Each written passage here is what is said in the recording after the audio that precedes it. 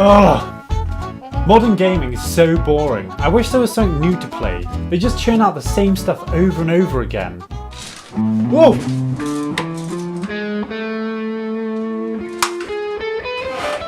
That's some groovy moves, my man. But we still got some killing to do, you dig? Whoa.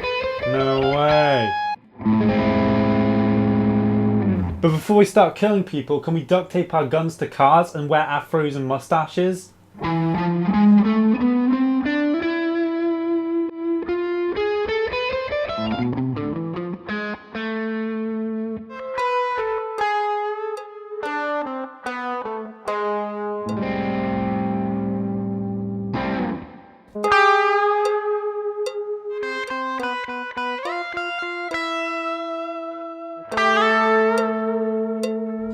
Interstate 76, along with Carmageddon, Demolition Derby and Tony Hawk's, these games were my childhood. I remember coming back from home in my flame t-shirt with my cool shades, grabbing a Flintstone soda and then popping my bad boy moon shoes off. That's right, I was the living embodiment of 90s kid and I whipped out this bad boy, Interstate 76. This game was the best, the pinnacle of free-to-roam gun shooting car games. As little as there was, funny enough. Interstate 76 was developed and published by Activision, the same developers as Call of Duty. That's right, Activision used to actually make fun shooter games. Let me just get something straight before we continue this video, okay? This is awesome! This is not! This is original and creative! It's bloody GTA on drugs! This is just named after a type of fish! Hey, I have an idea. Why don't we just make the same bollocks over and over again? The game was badass. You literally just slap some guns and duct tape them to your car and just start mowing down everyone in your way. As far as games from 1997 go, this game was pretty far out there. Bearing in mind this was made in the same year as Riven, a point-and-click puzzle game, and other 2D games such as Grand Theft Auto 1. I mean, yeah, there were other 3D games for the time, like Final Fantasy VII, Tomb Raider, Jedi Knight. Oh, how can I forget the brilliant 2D Age of Empires game?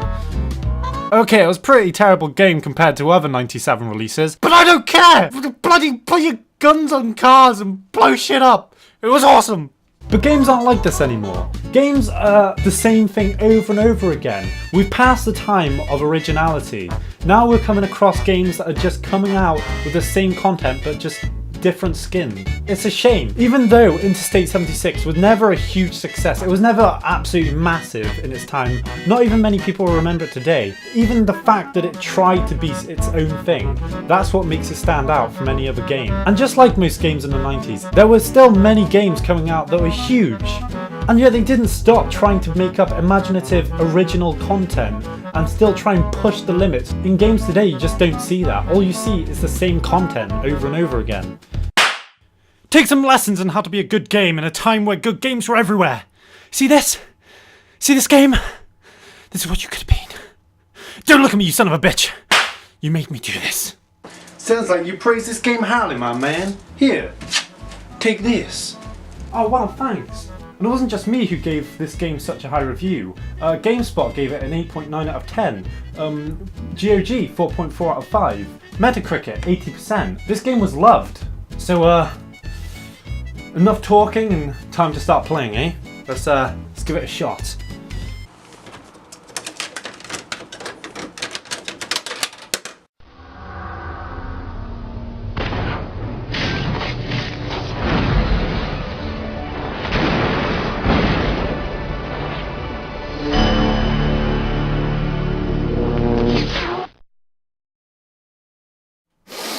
Ah, the old familiar sound of absolutely nothing! Seriously, there's supposed to be a song here or music playing, but there's nothing at all, it's just completely silent.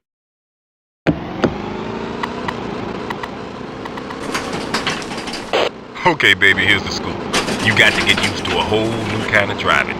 You see, this car's been modified. You try to stay with me, okay? Yeah, I got it. Yep, any minute now. Any minute now. Come on, I ain't got all day!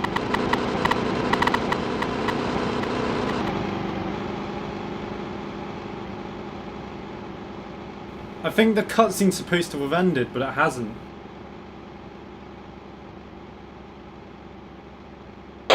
That shit just ain't in the cards, man.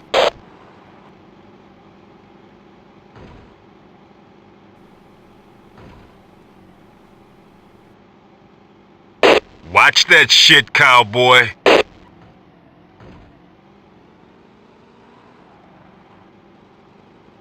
Groove, check your map. Right, I'm almost positive this isn't how it's supposed to be. I think my copy of Interstate 76 is kind of faulty, so I'm going to have to probably download it off the internet and try and use that one instead. However, unfortunately, there isn't a current version that works without it being Windows 95, which I do not have because I'm, up to date with everyone else. I think I'm going to have to get an emulator, so I'm either going to have to downgrade to Windows 95 or hack it. I think I know what I'm going to do.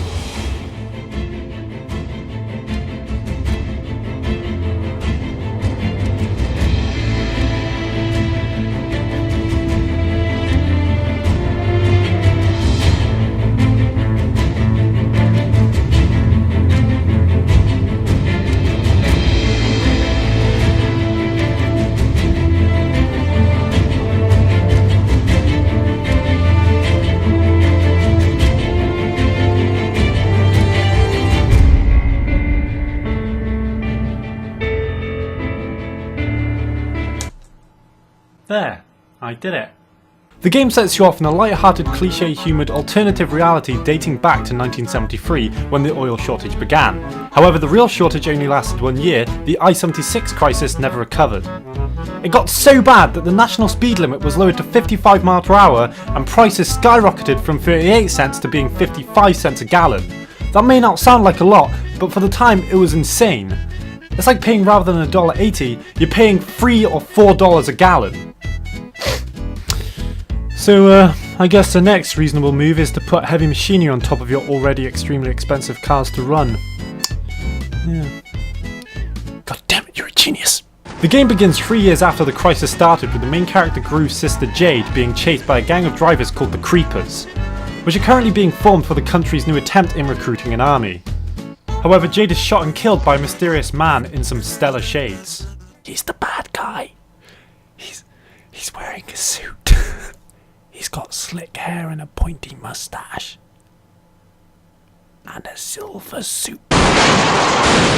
So then the main character's best friend Taurus tries to save the day, but is unfortunately too late. So when starting the missions, you realise that the controls are really bizarre. You have to control the vehicle using the numpad and look around using the arrow keys. This gives your left arm complete control over the guns, horn, ignition, and other little things such as asking your friend Taurus to read you his poems. Hey Stampede, how about a poem? I'm a storm torrent across a slate-gray sea. I rush in bellowed reflections of vast, dark sky over an Edinburgh meadows wet. Wow. This seems way too romantic for a car duty with just two men. So when you ain't telling me, Taurus? The light on your face is soft and dim under the lace curtain and the streets are empty. Run. If there's one thing I'm glad that has changed throughout the ages of gaming, it's definitely going to be the controls, especially with Interstate, since the suspension and turning circle felt over-exaggerated and janky to use. I had to extend my thumb over the arrow keys if I wanted to look around my surroundings, which just felt unnecessary and a bit awkward at times. Although I understand this is better than using the old Windows 95 bull mouse, it just feels so alien to how games are played today. Even though it was slow at times with the performance issues and the confusing controls, you still can't help but forgive it for all of its faults. The original story and challenges mixed with unforgettable characters and missions gave you a sense of purpose in the world you were playing in. Each car you heard about or got were different from the last and really made you feel like you were the owner and had to take care of it. It felt like every bad guy you killed was meaningful and getting you a step closer to killing Antonio, the mustache man from the start. What makes this game so unique is that every single car in the game is real, you can drive it in real life. Another addition to Interstate 76 was Interstate Nitro Pack, which is a prequel bundle pack following Taurus, Jade and Skeeter. He's your mechanic from the beginning. It added extra missions and improved multiplayer content, like a bonus pack for the first. However, the sense of purpose and challenge that you felt from the original was taken away from Nitro and just felt rushed. There was no cutscenes or anything really other than missions. It just felt like it should have been an update rather than a weird physical copy of DLC. Shh. If you listen carefully, you can just about hear the avaricious Activision starting to take form.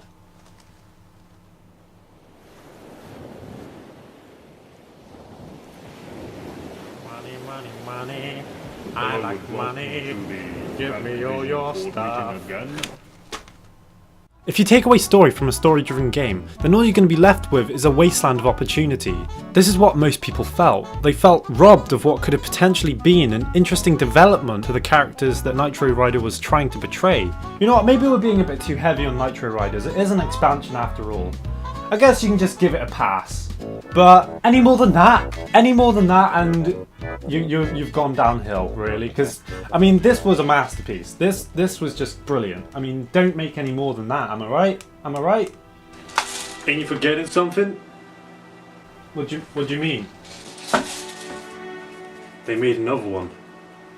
Oh yeah, they made another one.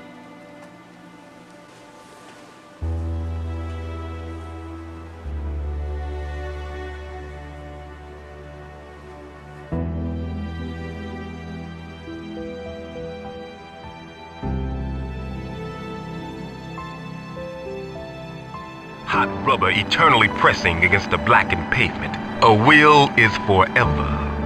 A car is infinity times 4. From where I lie, the oceans are deep and dry. Empty. The sky is black smoke bearing winter's frozen gifts. It will snow in this land for 1,000 years, and I will sleep under it forever.